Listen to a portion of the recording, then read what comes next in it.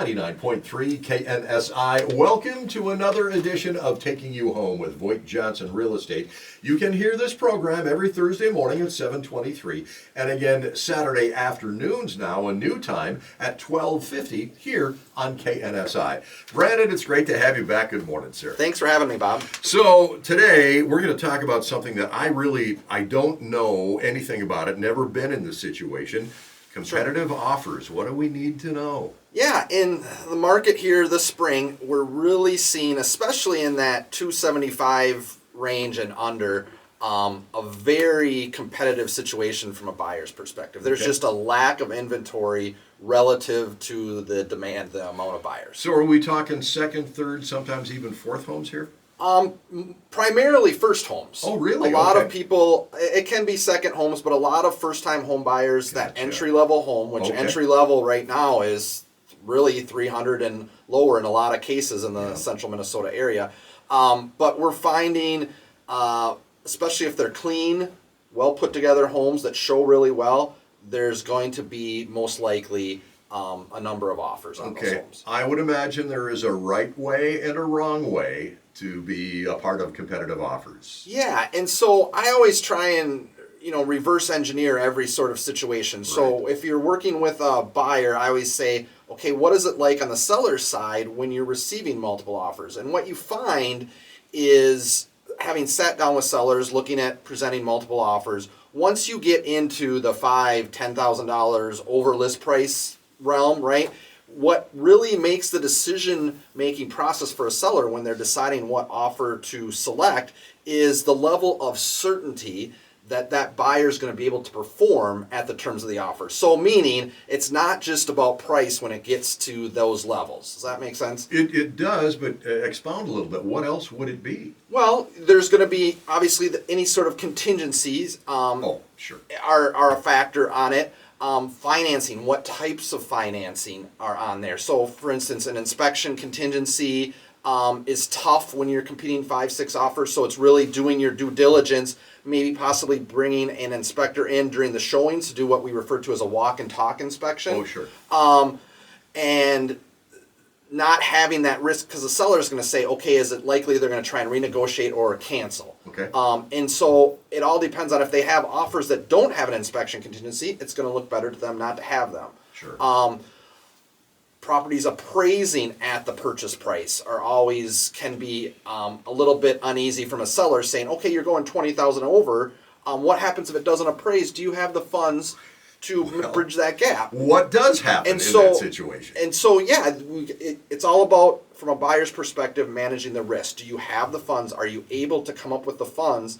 Are you able to pay your own closing costs, where that inflates the price as well? So there's all these factors where if you can make it as clean as possible, and it all depends on your tolerance on risk. Heidi talked about risk when writing an offer earlier, and really what your comfort level is.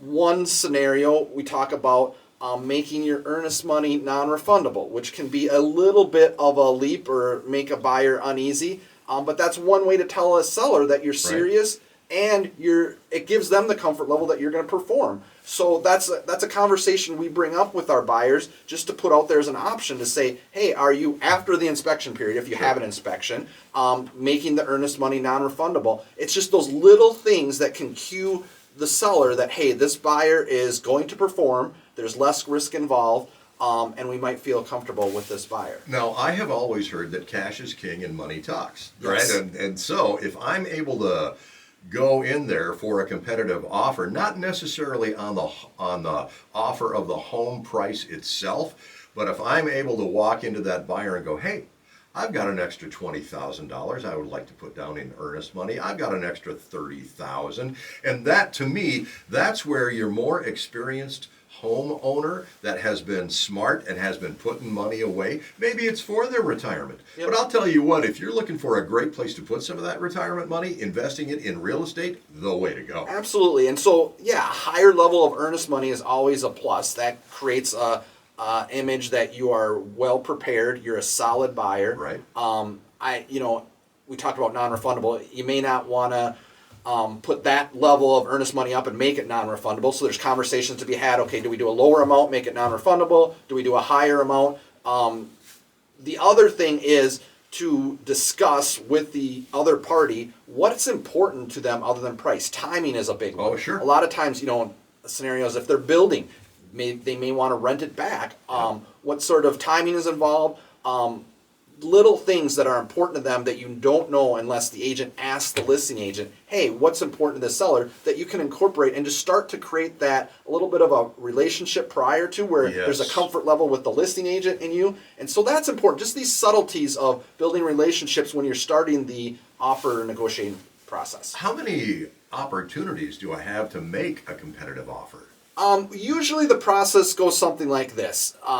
And again, it can vary. The seller is in control of how that offer, so they don't even have to open it up. They could get an offer and they could accept it boom, Right away, day one if they want to. Right. Generally, what happens primarily is they'll get an offer, and if there's more showing set up, let's just say over the weekend, the listing agent will say, we have another offer.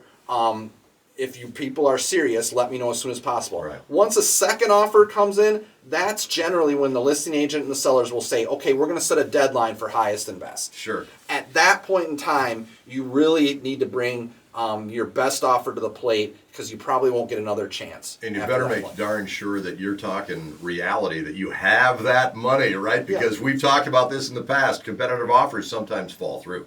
Yes, exactly. What a bummer. What I want to stress the most is having the conversations with your agent, the buyer's agent, and the lender that you've talked about all your options, all the possible scenarios to make the most educated offer that you can is really the people that we see most successful. There is one more thing. Yes. The number for VoigtJohnson Real Estate. 320-774-2400 or VoigtJohnson.com. Brandon, thank you. Thanks, Bob. You've been listening to Taking You Home with VoigtJohnson Real Estate, Thursday morning, 7:23. Now, Saturday afternoons at 12:50 on KNSI. Start your home search at VoigtJohnson.com.